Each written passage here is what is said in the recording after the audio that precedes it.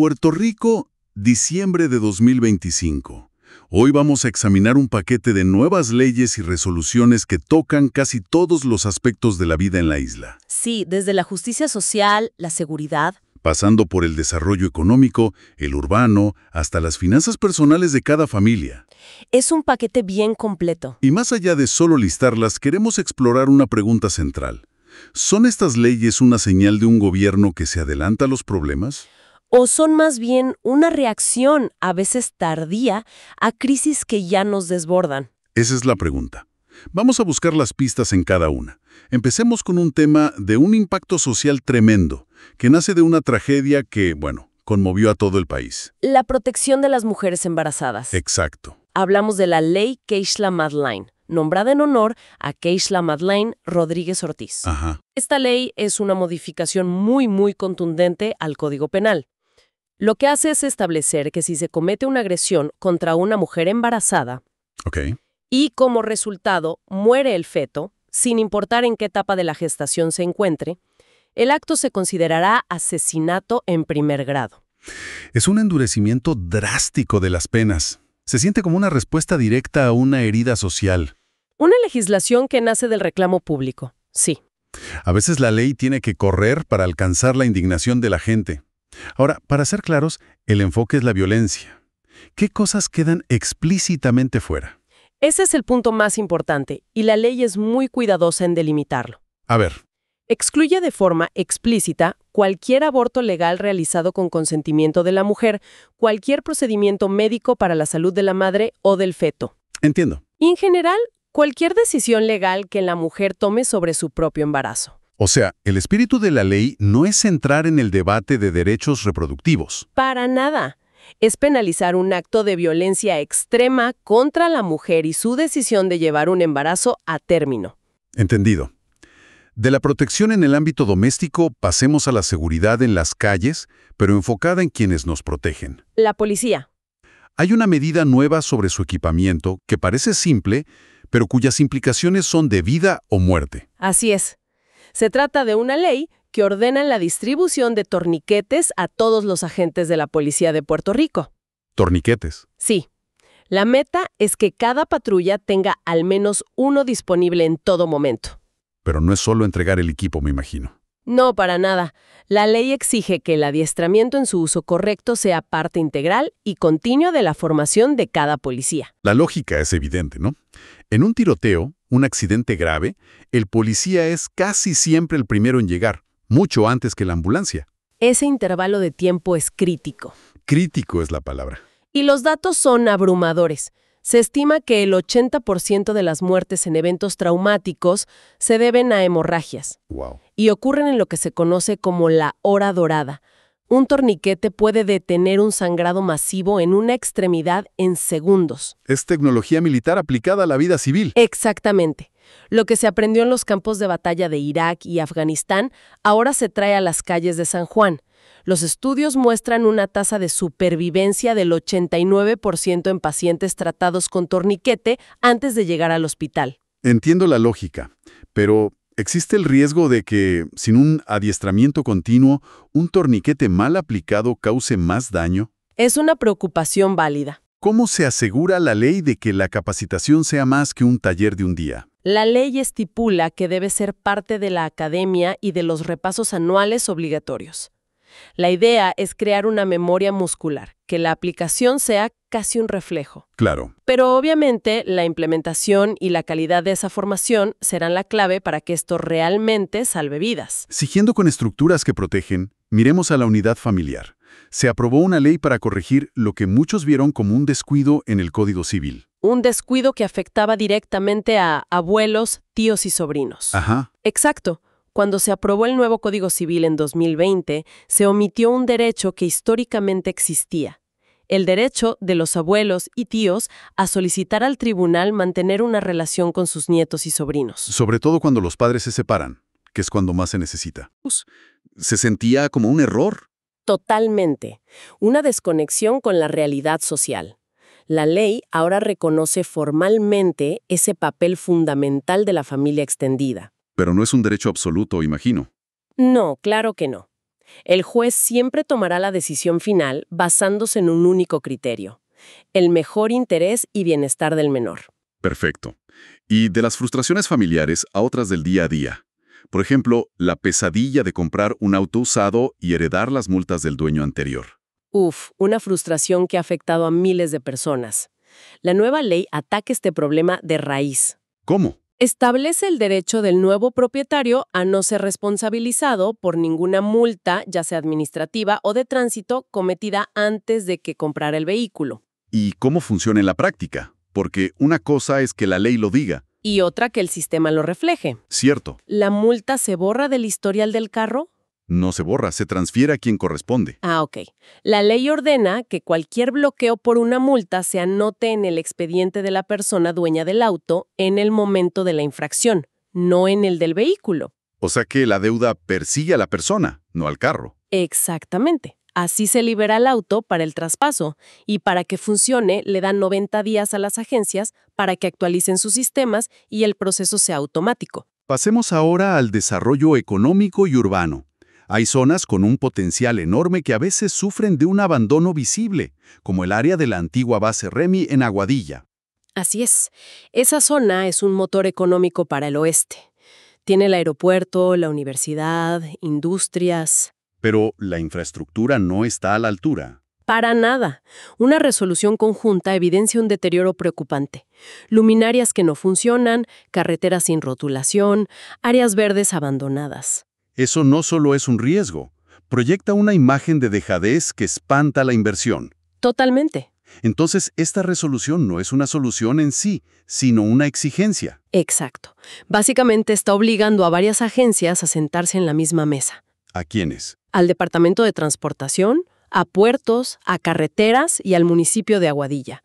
Tienen 90 días para presentar un informe. Tienen que definir de quién es la responsabilidad y presentar un plan concreto. Es un intento de romper la inercia del «eso no me toca a mí». Del abandono en lo público al fraude en lo privado. Hay una nueva ley que pone en la mira a los contratistas de construcción deshonestos. Sí, y se enfoca en un tipo de contrato muy común, pero también, muy susceptible al fraude. ¿Cuál? El contrato Cost Plus o de reembolso de costos más un porcentaje de ganancia. La ley ahora tipifica como delito grave que un contratista, para defraudar, infle o presente información falsa sobre los costos. Para aumentar artificialmente su ganancia. Precisamente. ¿Me puedes dar un ejemplo práctico? ¿Cómo funciona ese fraude? Claro. Imagina que contratas a alguien para remodelar tu cocina. El acuerdo es pagar el costo real de todo más un 15% de ganancia para el contratista. Ok.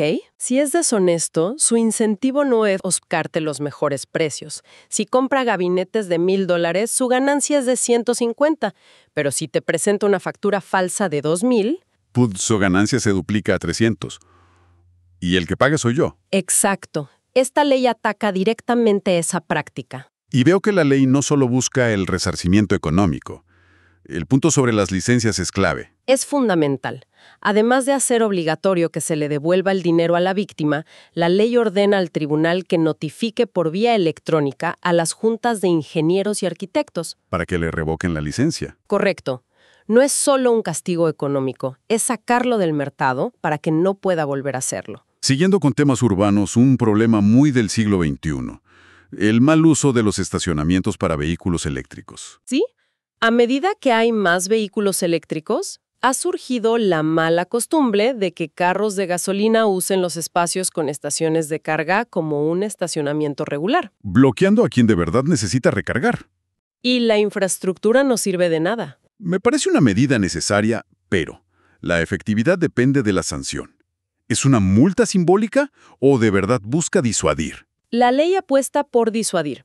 Se establece una multa administrativa de $500. $500. Es una cantidad lo suficientemente alta como para que la gente se lo piense 2 veces. La única excepción, claro, es si tu vehículo es eléctrico y está activamente conectado y cargando. Entendido. Y ahora, un tema que conecta 2 de las crisis más visibles de la isla: el envejecimiento de la población y las escuelas en desuso. Y aquí es donde la ley se pone realmente interesante, porque conecta esos 2 problemas para intentar crear una solución. Una movida casi poética, diría yo. Sí, Se enmienda la Ley de Alianzas Público-Privadas para designar como proyectos prioritarios la construcción o rehabilitación de viviendas y centros de cuidado para adultos mayores de 60 años. Y aquí es donde entran las escuelas abandonadas. Precisamente, la ley modifica otra ley, la de cumplimiento con el plan fiscal, para autorizar explícitamente que esas escuelas cerradas se puedan reutilizar para estos fines. Es una solución doble. Atiende la demanda de infraestructura para una población que envejece. Y al mismo tiempo le da un nuevo propósito a cientos de edificios que hoy son un símbolo de abandono en muchas comunidades. Volviendo a nuestra pregunta inicial, esta ley se siente un poco más proactiva. Estoy de acuerdo. No está solo arreglando una regla rota, está intentando construir algo nuevo. Tiene un elemento proactivo, sí. Aunque alguien podría argumentar que sigue siendo una reacción a dos crisis que llevan años gestándose. Cierto. Pero al menos la reacción es creativa y busca generar valor. Pasemos a la modernización de las profesiones. ¿Se actualizan los requisitos para los contadores públicos autorizados, los CPA? El objetivo principal aquí es la portabilidad y la competitividad. ¿A qué te refieres? La ley alinea los requisitos de Puerto Rico con el Uniform Accountancy Act, que es el estándar en Estados Unidos. Esto facilita que un CPA de la isla pueda trabajar en cualquier estado. Y para lograrlo, establece 3 vías alternativas. Correcto. Y de esas 3, hay una que es un cambio de paradigma importante. La tercera opción, ¿verdad? Sin duda. Permite que un candidato con un bachillerato de 120 créditos, sin necesidad de llegar a los 150 que exigen las otras, pueda obtener la licencia. ¿Y cuál es la condición? Que complete 2 años de experiencia profesional supervisada por otros CPA y, por supuesto, apruebe el examen. O sea, reconoce que la experiencia práctica intensiva puede equivaler a 1 año de estudios. Exacto.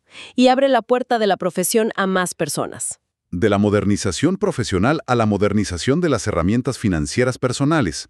Empecemos con las cuentas de ahorro para personas con discapacidad.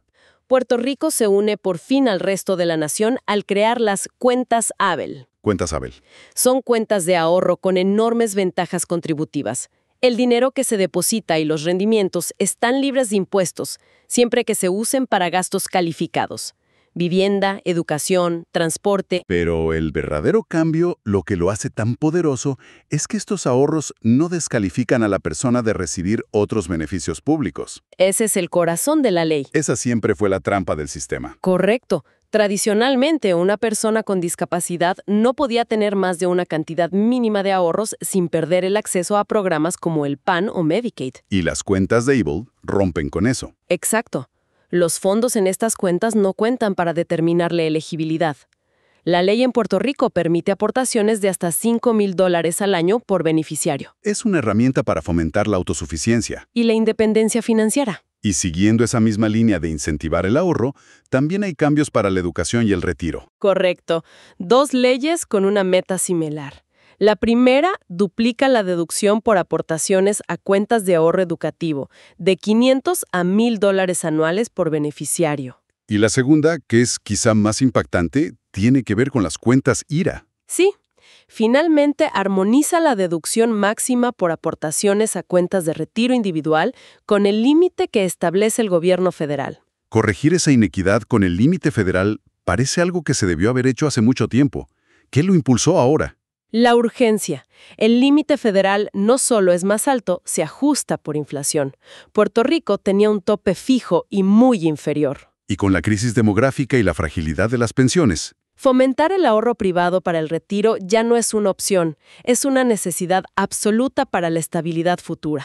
Y para terminar, una medida financiera que afecta directamente a los propietarios de vivienda. Se crea una exención contributiva sobre la ganancia que una persona obtenga al vender la que era su residencia principal. Eso suena como un gran alivio. Pero siempre hay que leer la letra pequeña. ¿Cuáles son los candados? Hay 2 condiciones muy claras y muy importantes. Primero, la persona tiene que haber vivido en la propiedad por lo menos 2 de los últimos 5 años. Lógico. Y segundo, y este es un punto con una carga política y social significativa, el vendedor no puede ser un beneficiario de los incentivos para inversionistas como los de la antigua Ley 22, ahora bajo la Ley 60. O sea, la ley hace una distinción muy clara y deliberada. Totalmente. Es un beneficio para el residente local, para la familia puertorriqueña, no para el inversionista de afuera. Precisamente, el objetivo es proteger y beneficiar al capital local y familiar. Al analizar todo esto en conjunto, vemos un patrón. Y volvemos a la pregunta inicial. ¿Vemos un gobierno proactivo o uno reactivo? Es una buena pregunta. Se están creando herramientas financieras que ya existían en otros lugares, se reacciona a crisis demográficas, de infraestructura. Que llevan años, si no décadas, gestándose. Y eso nos lleva a la reflexión final. Ajá. Muchas de estas leyes son parches necesarios y buenos. Arreglan problemas reales, cierran lagunas legales. Pero son, en su mayoría, parches. Entiendo. La pregunta para el futuro es, ¿cuándo empezamos a tejer la tela nueva en lugar de solo remendar la vieja? ¿Qué se necesitaría para que la próxima ola de legislación en Puerto Rico se enfoque en prevenir la próxima crisis, en lugar de simplemente manejar la actual? Esa es la gran interrogante.